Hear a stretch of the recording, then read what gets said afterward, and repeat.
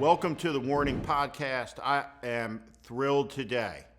I have been looking forward to for weeks to interview, to talk with, have a conversation with Lucas Kunce, who is running for the United States Senate in the state of Missouri against Josh Hawley.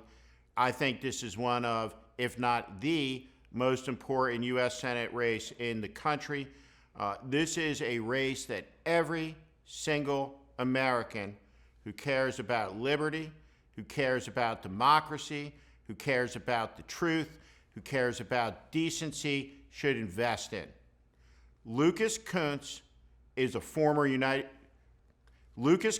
United States Marine officer to this day, a lieutenant colonel in the reserves, served on active duty for 13 years, did 3 tours in Iraq and Afghanistan during those wars.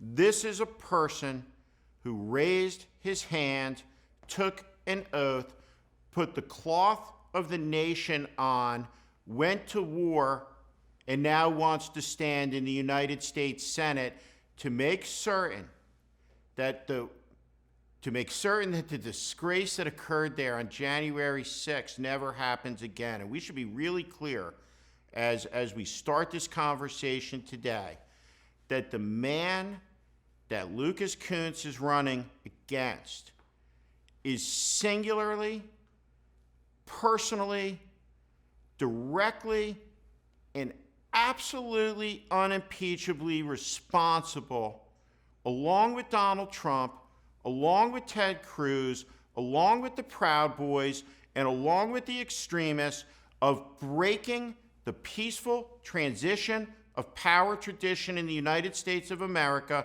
that endured from 1797 until January 6th of 2021. Josh Hawley raised his fist to show solidarity with those people. And then, unlike a United States Marine, he ran in terror and he hid in a closet and cowered while these people ransacked the United States Capitol. I am delighted to be with Lucas Kunce today. Welcome. Yeah, thanks for having me, Steve. I'm excited to be here, man. So how's the race going in Missouri? Tell us about it. And just what can people do to help you all over the country get rid of Josh Hawley, who, in addition to being a plague in Missouri, is a national pestilence? Yeah, I mean, campaign's going real well. We've raised over $4 million so far, which is a record for a Democrat or Republican challenger at this time. And really, like, the best thing is that everybody in Missouri hates Josh Hawley too. Like, people outside of Missouri may not know that, but he's the least popular U.S. senator up for re-election this entire cycle. And I mean, Ted Cruz on the ballot, people. So that's quite an achievement, right? And he's often upside down in his numbers. St. Louis Post Dispatch put out a poll the other day showing us 44-43 with him. It's going to be a tight race. The guy's a fraud and a coward, right? I mean, you mentioned January 6th. He's out there pumping his fist when he thinks it's going to get him some power, and then the second things get real, he's skittering out the back door and running away. I mean, you mentioned the Marine Corps. Like, we'd have been court-martialed if we showed that type of cowardice in the Marine Corps. And so, for me, I'm just excited to have this race on the map. I'm excited to serve the Missourians that I grew up with. Because frankly, we're suffering out here, and it's because country club politicians like Josh Hawley have really just been, stripping our communities for parts for power for themselves. And you didn't grow up with a silver spoon in your mouth like Mr. Hawley. Why don't you tell us about your background? Yeah, so I grew up in a beautiful neighborhood. So it was like a real slice of Americana. It was one of those neighborhoods though where it's in mid-Missouri, small town, where the curbs kind of crumble into the street and the sidewalks, you don't really walk on them because they're too peaked and jagged, but they make like a really mean bike ramp. And my parents got married at 19 and 22.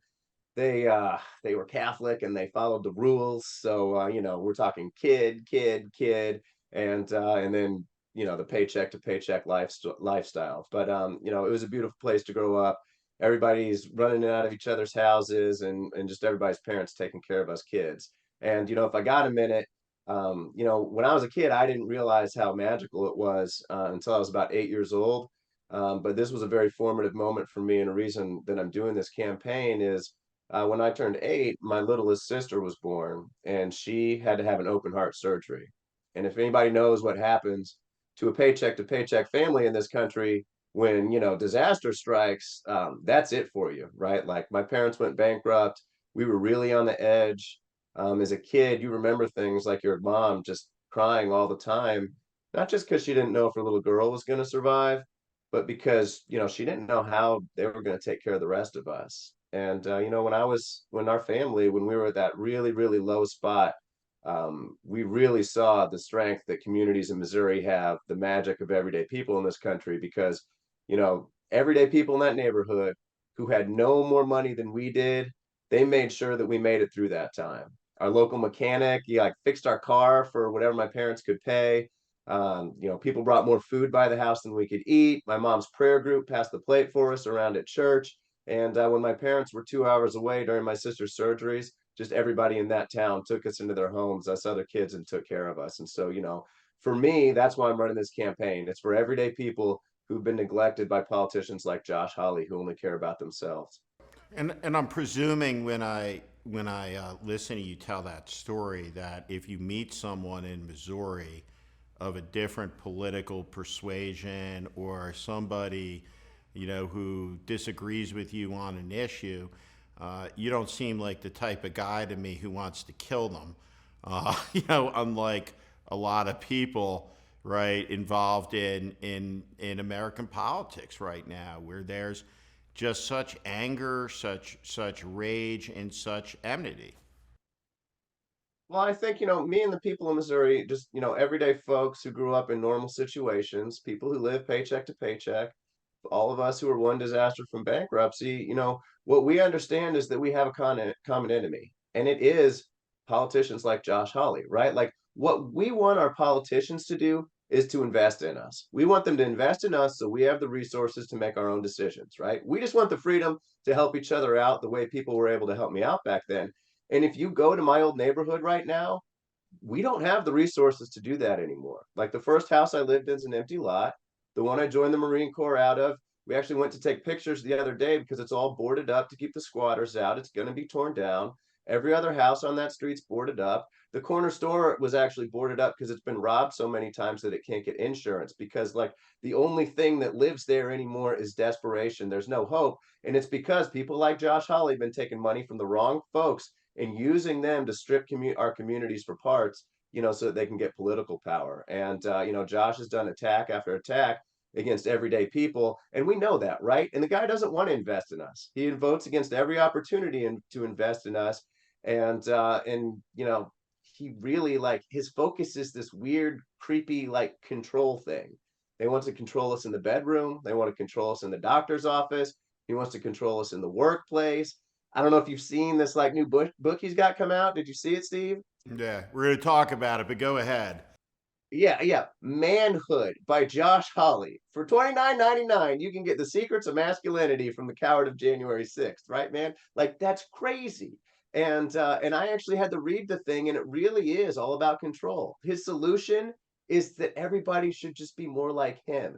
And so, for the average Missourian, like that's weird and that's creepy, right? Like we just want the power to make our own decisions. And that's what my campaign's all about. It's all about investing in communities like the one that took care of me. It's about making sure that we're able to grow and have the resources to take care of each other. Because when we can do that, when we just have the resources to take care of each other, man, it is magical. Everyday Missourians know what the right thing is. We just need to make it so that we're able to do it. I grew up in New Jersey, and my introduction to the United States Marine Corps was through the annual John Basilone parade. That still goes on every year. The great American hero of Guadalcanal, recipient of the Medal of Honor, killed in action, leading men on Iwo Jima. And take me, if you would, Lucas, to the morning that you put your dress blues on for the first time, looking in the mirror, about to have that second lieutenant's bar pinned on and become an officer in the United States Marine Corps. Tell me about that. I was stepping into the shoes of my heroes. And so, I talk about how people in my old neighborhood took care of each other. Well, we went to the church, and when we were growing up, my mom and dad, we didn't have much money, but we tried to help whenever we could. And so, at our church, we had a soup kitchen. And so every couple of weeks we'd volunteer, and all of us kids would get chores. And so I know you're thinking, what does this have to do with the Marine Corps? But it does 100%. And so every time the guy who ran the parish soup kitchen asked all the kids, "Hey, what chores do you guys want to do?" My sister and I, we'd be like, "Oh, we want to do the dishes. We want to do the dishes." And this guy is like, "What's wrong with these kids? Like, who wants to do the dishes? That's crazy." But what he finally figured out is that the reason we wanted to do the dishes is because we thought we were scamming this man, right? Like, because the parish had dishwashers, and back home, man, we didn't have a dishwasher. Doing the dishes was like, 45 minutes of hard labor for a big family. And so, like, we just throw the dishes in the dishwasher, walk away laughing at the guy. And so he figures that out. And 2 years later, when he remodels the kitchen in his house, he actually took out his old dishwasher, put it into his blue pickup truck, drove it over to our house, and had it installed for us because he remembered that, and he knew how much that would mean to our family. Now, that man was an officer, a Marine Corps officer in Vietnam. He saw some serious things over there. He was hard in hearing because he had his ears blown out several times. And he used to take me down to the Marine Corps League when I was younger. And I would listen to these guys tell their stories. I would listen to the songs that they sang. And these were true heroes to me. They took their care of their community when nobody was watching. Like, they just did it because it was the right thing to do. And when I got dressed up and got my second lieutenant bars pinned on, he pinned me on. He came all the way out to Quantico, and he did that, and he pinned me with his bars from Vietnam, actually. And it was, one of the proudest moments of my life because I wanted to be like these guys. I still want to be like them. It's why I joined the Marine Corps, because I want to serve that community that I grew up in the same way that they did. This is a moment where the country is just overwhelmed by lies, right? Where it's hard for people to know the difference between what's real and not, at that boundary line where the truth and the lie are converging. And Josh Hawley goes out there and he talks about manhood, as you mentioned. Here's what I say to my kids, my son, and I think this applies equally, to men and women, but to my son, what I tell him is, you got to know when to stand up. And you got to know when to put your toes on the line. You also got to know when to back up off that line. You got to know when you're wrong, how to say you're sorry. You have to know when it's time to advance off that line, right? And to step forward, right? Even when you're afraid. And character, decency, gentleness. Meanness is not toughness. Cynicism. All of these things that define Josh Hawley, and this strange dogma of control, as you said, in the bedroom, in the confessional, from cradle to grave, Josh Hawley wants to watch over you. What is a man, right? There's so many people that talk about the crisis of the American male, suicide epidemic of loneliness, despair, all of these things. A lot of people talk about this. My friend Maria Shriver talks about this a lot and writes eloquently about it. And Josh Hawley has his version of manhood. And you read that book, and it's shocking, but that's not manhood in any way, shape, or form, in the sense of, and we're about the same age, close enough, but completely alien to the men that were around in my life as a boy, as a young man. It's they would not recognize the manhood archetype of someone like Josh Hawley. They would, in other words, they would find him repellent, right? They would find him disgraceful. They would find him cowardly and cowering from his craving, lust for power at any cost. One of the most privileged people in the country, by virtue of his education, by his opportunities. He is the anti-manhood guy against the archetype of the American male, at least the archetype that I grew up admiring. And I wanted to ask you, when you think about manhood, who do you think about? Well, I think about those Marines. I'll give you another example of a guy. So for me, it's doing the right thing when nobody's looking. It's taking care of folks. It's not doing things for the show. Like obviously Josh Hawley and that company, they're all about the show. And I will say there was actually a moment when it all clicked for me. Like multiple things clicked at once, and it's because a guy who had no reason to do something for me just took an extra minute out of his day and did. So I'm going to tell you what happened here. I was in ninth grade, and like my family was broke in ninth grade, and I mean like my dad would drop me off at school in this old rusted out Ford conversion van, and I would have him drop me off down the hill because it just like squeaked so loud when the brakes were hit, and he didn't have the money to fix it. And I really just like wanted to find myself in ninth grade, and I was struggling to do that, and then one day I got assigned to a project with this girl named Jennifer who was cool. Like she lived on the other side of town in one of those neighborhoods where they got like signs outside of it, which you made it if you live in a small town with a neighborhood with a sign on it. And so we got assigned to this project. We worked on it in school. We were having a good time, and then she invited me over to her house one day to finish it after school.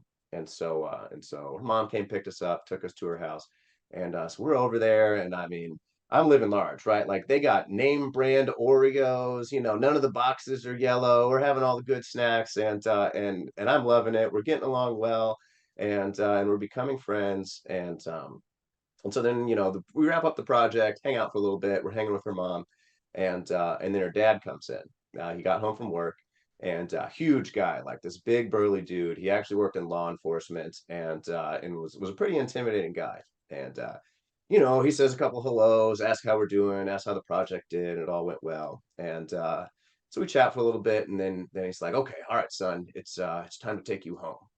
And I didn't want them to take me by my house because it was in a rough neighborhood, and it didn't look that hot, and I was embarrassed. And so I had a plan for this though. I was like, "Oh, no, don't worry about it. Don't worry about it, sir.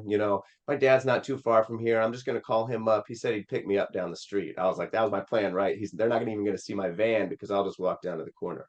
And her dad's like, "Oh no, son, if you come over to our house, you're our guest and we take you home." And I'm like, "No, no, no, it's okay, sir. Honestly, I already arranged it all." He's like, "Son, we're giving you a ride home." And I'm like, "Oh God, all right, all right. How am I gonna do this?" And so we go get into this. I'd never been in a fancy car before, I swear to God. And they've got this big, beautiful black Cadillac. It's like right out of a Johnny Cash song, right? And so I'm like, "Okay." I get into the car. I'm like, "Dang, this thing's nice." And we start driving, and I'm like, "How can I make it so that they don't see the things I don't want them to see?" And so I think about it, and I'm like, "Well, if we go the normal way, we're gonna go by the gas station that everybody calls ghetto gas. Like the house on the corner is kind of burned out. But if I go around and come up the hill and like take just long enough, maybe the sun will be all the way down." And so I start giving, and so he's like, "Where are you going? Where are we going?" I was like, "Oh, I'll give you directions, sir." So I start giving him directions, and after about 5 minutes, he's catching on. He's like, "These are some pretty funky directions for where I think we're going." I'm like, "Oh no, sir, just go out to this road and then turn right." And he kind of looks back and he's like, uh, "Do you know where you're going?" And I'm like, "Oh yes, sir, I've lived there my whole life." And he's like, "Well, I've lived in this town not my whole life, but a lot longer than yours. And he's like, what are the streets? And I was like, oh, it's Dunklin Street in Ewing. And I named this really tiny short street that's got like 5 houses on it, because I'm just sure he won't know it. And he's like, okay. He's like, actually, I think I know where that is. And I was like, oh, okay, well, whatever. And I still maneuver him around. And so I think I've done it. The sun is setting. We're coming up the hill to my house, and of course I hadn't thought about that end of the street because nobody ever comes from that way. And we go by a house that half the windows are out of and it's falling apart. And I'm just like, oh, I try to distract them a little bit. We close up on my house. I'm like, oh, mine's the one at the top of the hill. And as we pull up, I remember, or obviously realized, that my parents, they'd repainted our house as best they could. We all did it as a family together. My mom's out there with the heat gun, us kids are helping paint. And they didn't have enough money to paint the whole house. And so they had left that side unpainted because it was the side nobody comes up from anyway. And I realized my mistake. I see just like the paint like scaling off that side of the house, and I'm so embarrassed. And he keeps looking at me in the rearview mirror, wondering what's going on. And we get there, and I'm like, "Thanks for the ride." And my friend Jennifer, she doesn't pay attention to anything. Obviously, she's like, "Oh, it was great to have you. I'll see you tomorrow at school." But I'm just so dejected, and I get out of the car, and I close the door, and I mumble something, and I start to walk away. And I'm going down our sidewalk, just praying, like, dear God, please let them just leave. Please just let them leave. And I can like feel this guy looking at me.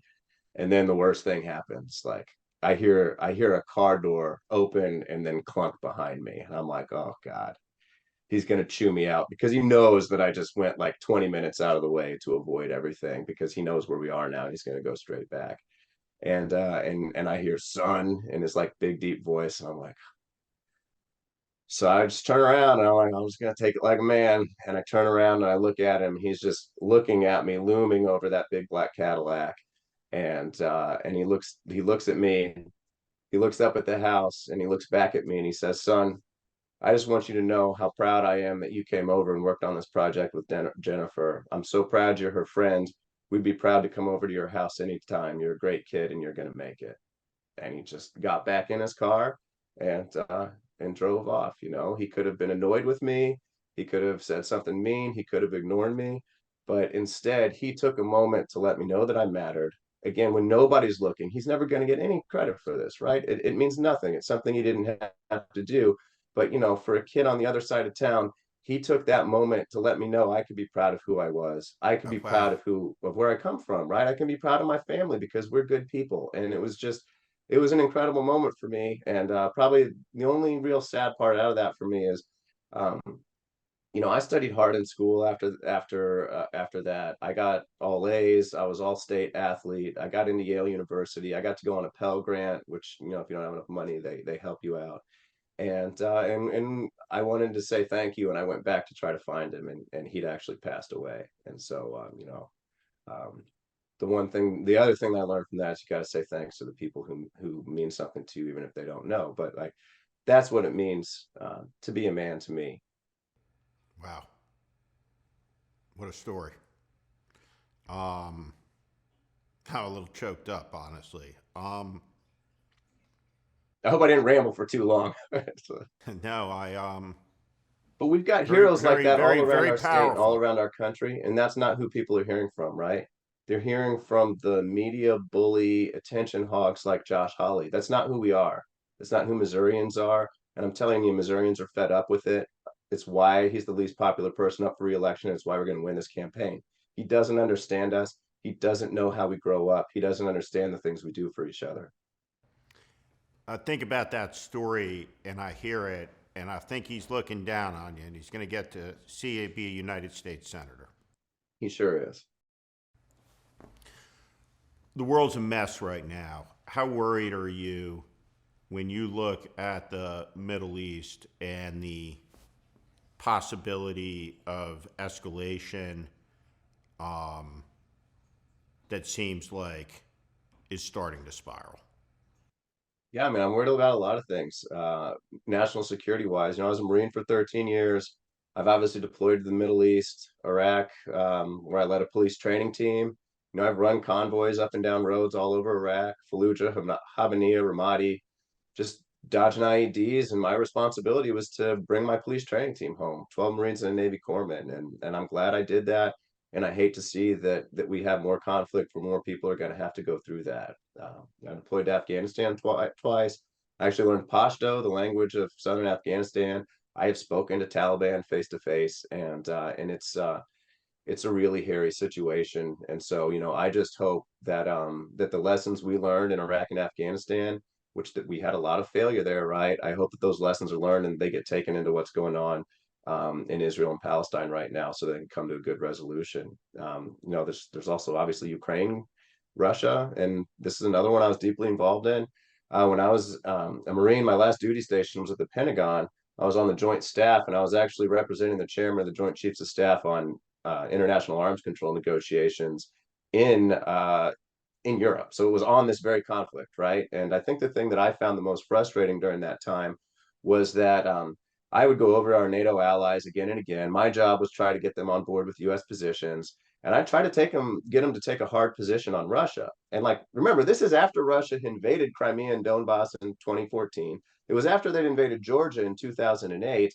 And here we are, 2016, 17, 18. I'm going to our NATO allies. And I'm like, look, man, these guys are bad. We have intelligence that shows them building up. Their military modernization is for a purpose, and we need you to take a hard position on them.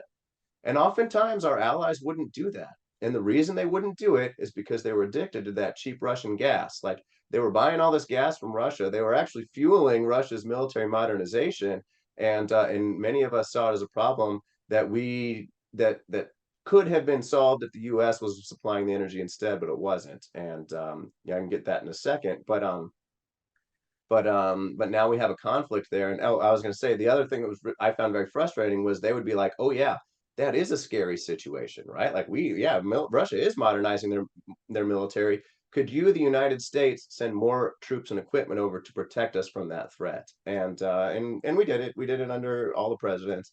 And so for me, like, what I wish we would really do is we would look at a long term horizon to some of these issues. And so you know, with Europe, if we'd spent a lot of money many years ago investing in the next generation of energy and producing that here in places like Missouri, we'd have a bunch of good jobs here in Missouri. We would control the energy of the world. Russia wouldn't have been able to modernize their military, and things would have been, you know, we would have been in a stronger position where that Ukraine-Russia war wouldn't have ever happened. And my biggest worry when I see the world right now is, you know, countries like Europe, European countries, you know, now they're like, oh, oops, maybe that was a bad idea to buy all that Russian gas. And they're looking to other places for their energy, but because the United States hasn't invested in that next generation of energy, they're looking over to China for it, right? They're not looking to us. And so I'm worried that a lot of the conflict that we have in the world is based on energy needs. It really is. You know, we chased it in Iraq, we've seen Russia, Ukraine, World War II was basically Japan trying to get energy resources in the Pacific. And so, like, what I'm worried about is that we always like try to fix things after the fact with conflict. And what we really should be doing here is being so strong economically and on the energy front that everybody needs us for their energy so they don't go anywhere else. And so, you know, because my biggest fear is that we end up replacing like Russia and the Saudis as suppliers of energy for a lot of companies for a lot of countries with China, and that's not going to be good for the United States. We're going to end up in a war over Taiwan at some point, possibly. And like, I'm telling you right now, like, if anybody thinks Ukraine and Iraq and Afghanistan were expensive and costly, like, that's going to be 1,000 times worse. And I'm very sad that we have hawks like Josh Hawley who keep wanting to go to war over places like Taiwan, but don't want to invest in sort of the resources of the future that are going to keep us out of those wars and keep us in a stronger position internationally. 20 years ago, when I was a Catholic Republican living in Washington, I never anticipated that I would become a Jewish Democrat living in Utah. But I have proved when I go on the college campuses, right? When I go on college campuses and I talk to the kids and they got the notebooks out and they go, what did you do 6 months after college? I always say to them, you have no idea right? What's going to happen in life, right? Like, you're going to meet someone one day. That's the person you're going to marry. You're going to go off in this direction. But during my time in the White House, I went to Auschwitz in the American delegation. Went with Liz Cheney, was there too for the 60th anniversary of the liberation, and Elie Wiesel was on that trip. Another great Democratic member of Congress, who I'm sure you will remember, is Tom Lantos from California. He was a Holocaust survivor.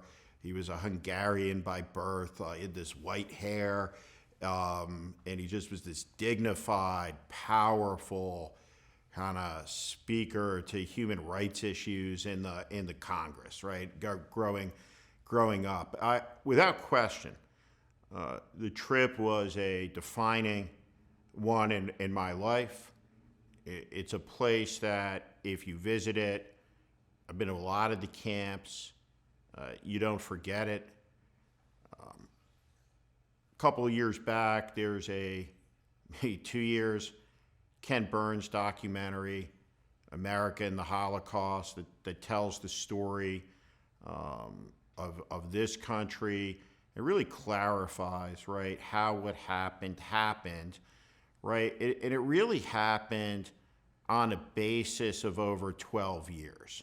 The Holocaust was planned in Berlin at a lunch meeting in January of 1942 in a leafy suburb called Wannsee, at a meeting presided over by Reinhard Heydrich and Adolf Eichmann, and they planned the elimination of Europe's Jews, the murder of them. And they did it at a high watermark in the war when they were winning, and they took notes. And the notes of that meeting survive and incriminate the Nazi regime as the murderers of 6 million Jews premeditatedly. You watch all of these things, and in months, according to the FBI director, we have an anti-Semitism crisis in the United States that he's describing as historic. What's happening? Well, I mean, I think what you saw in Germany was some very bad people took a lot of they took advantage of some real economic hardship that people were going through, and they were able to do terrible things through that. And people will grift off of economic hardship for their own power, and for very bad causes. And so, my mission is to win. Is to win this election, right? We cannot have frauds who don't care about us running our government. We can't have people who are full of hate running our government. I don't know. People may remember this. Josh Hawley was the only person to vote against the anti-Asian hate bill, which is quite the curiosity, right? And so, for me, again, it goes back to just the things that I learned from people growing up in my neighborhood, and that's that you got to do what's right. You got to do what's right, even if it costs you. Some fights may look like they're hard and going to be difficult to win, but it's worth it to fight it, not just for your dignity, but for everyone else. And this is it. I mean, we're on the front lines in a really interesting fight for democracy out here in Missouri, and I'm proud to be on that front line for everybody. What do you want to say to Jews in Missouri right now who are afraid? Well, I mean, you're as much a part of this country as anyone, right? We're coming together. I'm going to make sure that you're safe. We're standing behind Israel. Israelis have the right to defend themselves, and we're all going to get through this together. What do you want to say to Arab Americans in the country? You're just as much a part of this country as everybody else. We're going to get through this together. We got to work together. We got to come up with a plan, and it's the same thing. We're going to take care of each other. Why do you think it's so hard for someone like Josh Hawley to say that? Look, man, I can't get into that guy's head, all right? Right? It's not just that he's a spoiled rich kid, right? Like, I think you could be a decent U.S. senator as, a banker's son, which he is, right? But you got to have the courage to to learn, right? You got to have the courage to learn about all of us. You got to have the courage to learn about everybody, how we all live, and what will make our lives better. But he doesn't care about that, right? He doesn't care about representing us. He just cares about ruling us. That's it. It's not about representing. It's about ruling. And frankly, like I don't care to get in the guy's head. I want to beat him. I want to win this. Like it is incumbent upon all of us to win these elections. And I'm asking your viewers to invest in this race. I mean, we have got the least popular U.S. senator in the entire country. The polling is tight. We're outraising him because most people have decided to abandon him, as they very well should. And we got to win one for the good guys. This is the front line in the fight for democracy in our country, right? This is critical for our future, for everybody's future, and again, like I don't care to get in the guy's head. I just care to beat him, and then none of Tell us us ever how to. have to think about him again. Wouldn't that be a beautiful thing? It would be great. Tell us how to donate to your campaign. And then I want to ask you a question about two great Missourians. Yeah, you can go to lucaskunce.com. It's LUCASKUNCE.com. You can do it there.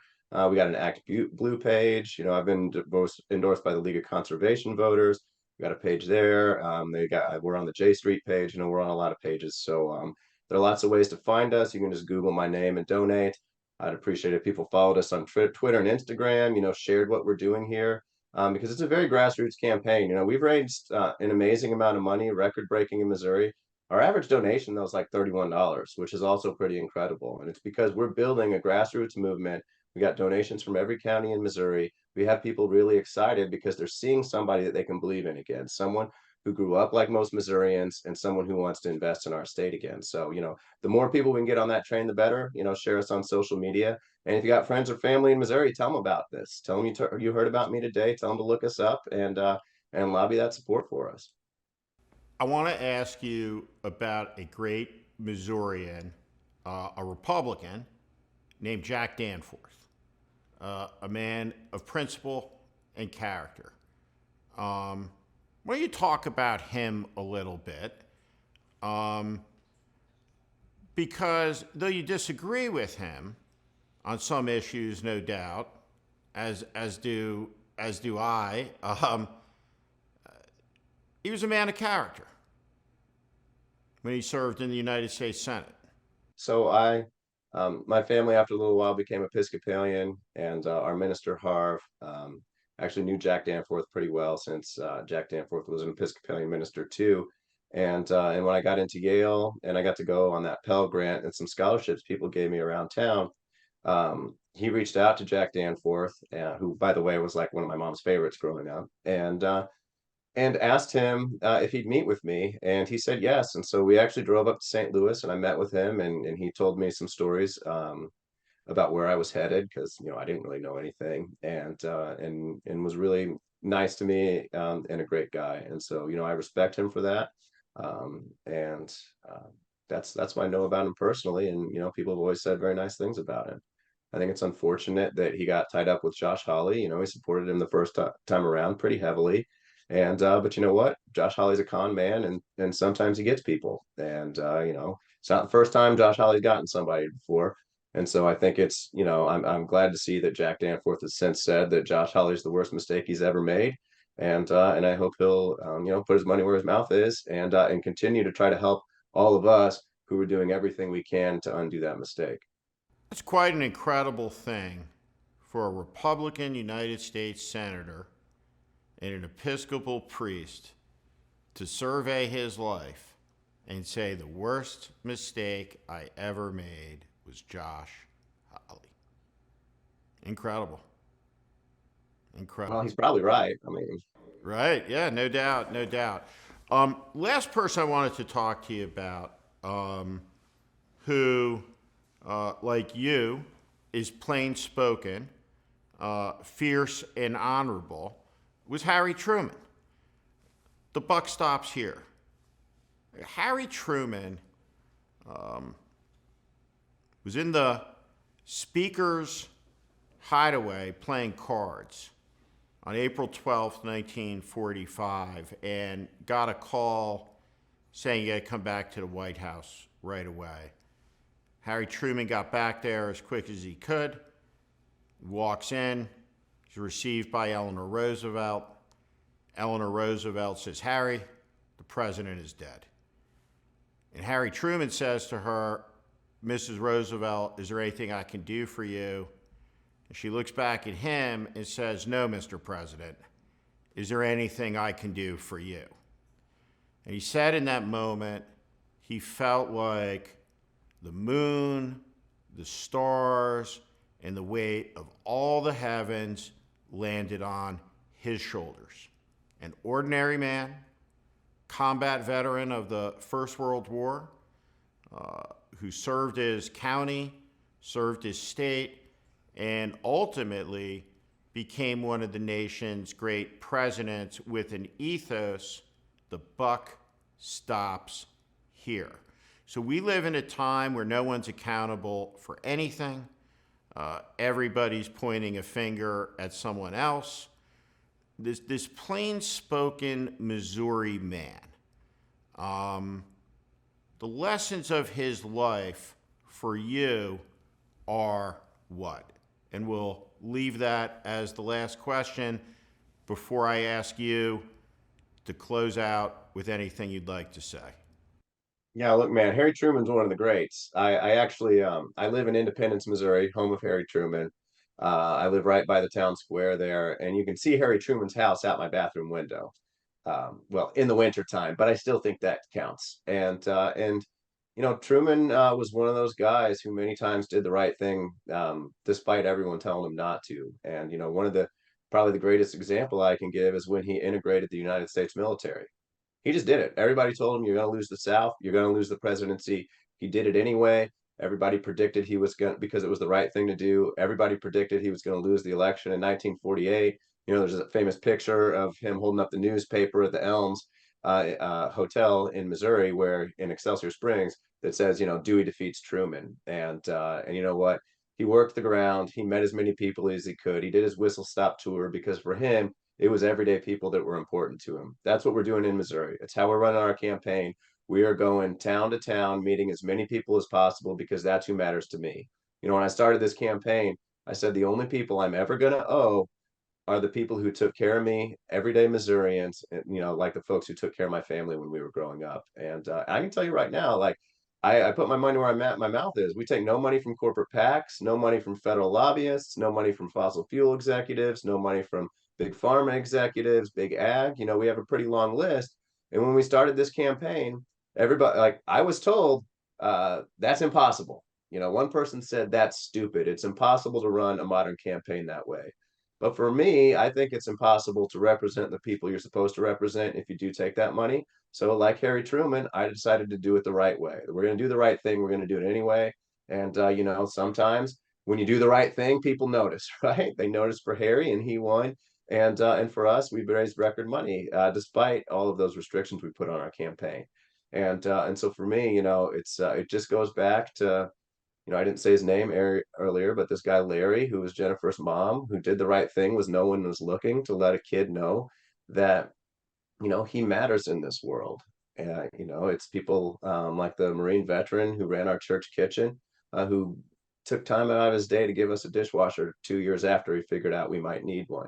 It's Harry Truman doing the right thing, despite the fact it's going to cost him. That's what we do. It's the way we take care of each other, and it's the way we get this country back on track. Um, I want to say one last thing, even though I said I was going to let you say the last thing. Everybody, everybody who watches this, I want to say something to you.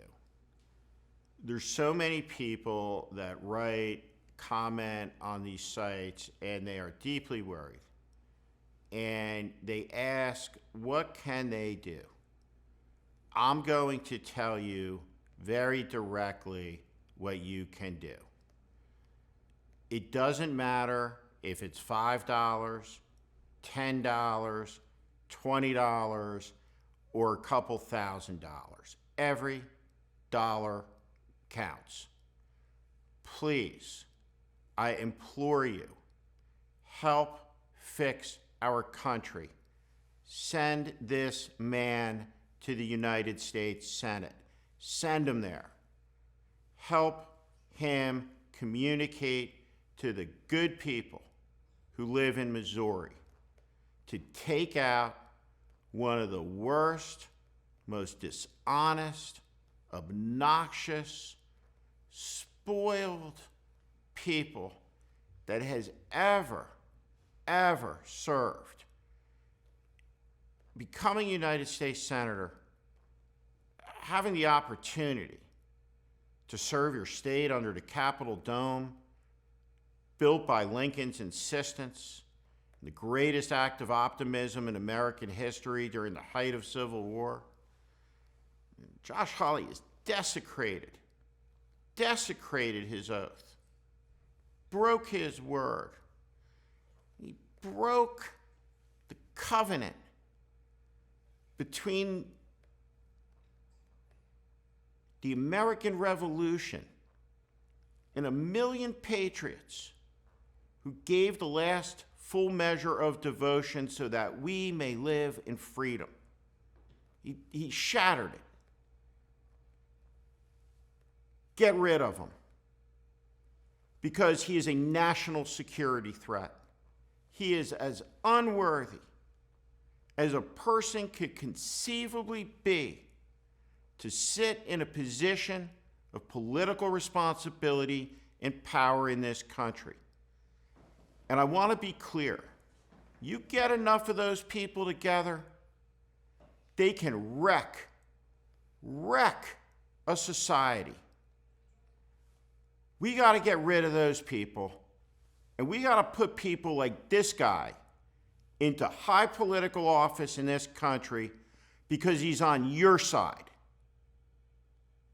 Do everything you can to talk about Lucas Kunce, to talk about his campaign, and to support his campaign.